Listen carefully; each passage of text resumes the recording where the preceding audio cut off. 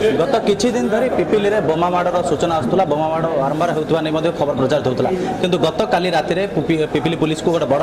सफलता मिली जेबोली भाबे विस्फोरक सामग्री एवं बाण तैयारी कारखाना को पुणी थे सीज करा जायछि एवं दुई जन को मध्ये अटक रखा जायछि। मुख्य अभियुक्त जदियो फेरार अछि ताकू खूब शीघ्र गिरफ्त करा जाय नै पिपिली पुलिस सूचना दैछि। तबे आम सहित अछन्ती पिपिली एसडीपी दिलीप त्रिपाठी अछन्ती तांको सहित सीधा सळख आलोचना करबा। सर जेबोली भाबे मो कहउतली जे पिपिली को बोमा तैयारी कारखाना मध्ये को जाउछि बोमा माड बारंबार होउतबा नै सूचना रही किंतु आपण माने गतकाली जेबोली भाबे धरिले दुई जन को धरिचंदी एवं गोटे बेआईन बाण कारखाना एवं ता सहित बम पाउडर मध्ये किछि जबत होइछि पूरा इनफॉरमेशन एवं पूरा सिस्टम आपनकर केम थिला।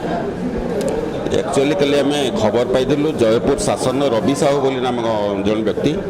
ताकर घरे विपुल परिमाण एक्सप्लोसिव एवं explosive substance include fire works से बहुल परिमाण गच्छित रखी बोली खबर पाई आम जाई कल राति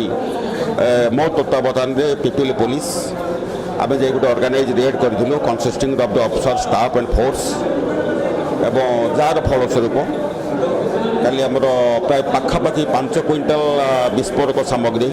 लाइक गन पाउडर माने जो दैट इज माने ऑलरेडी पाउडर माने गन पाउडर है ऑलरेडी जोटा कपड़ बारूद बोली कहउचंती potassium chlorate potassium nitrate sulphur charcoal iron dust silver dust and so many chemicals जोटा कि मैंने तार जानापी तो सब चिन्ह रेकग्नाइज आइडेंटिफाई करें जहाँफल आम एसओ बर्तमान आसुँच एसओ डीएफएसएल आसुँच पुरी बम डिस्पोजाल स्क्वाड भी आसुँच डिफ्यूज करने तार प्रॉपर आइडेंटिफिकेशन गुड़िकर आनुमानिक मूल्य केते हबो तार किछि बा आनुमानिक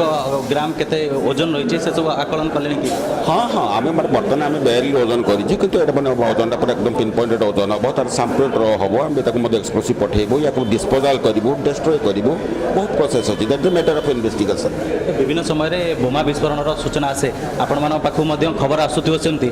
लोक माने जो माने एभली सूचना देवा पई चाहुचंती सेमानक पई कोन आपण रखिबे मतामत कौन रखिबे बा कौन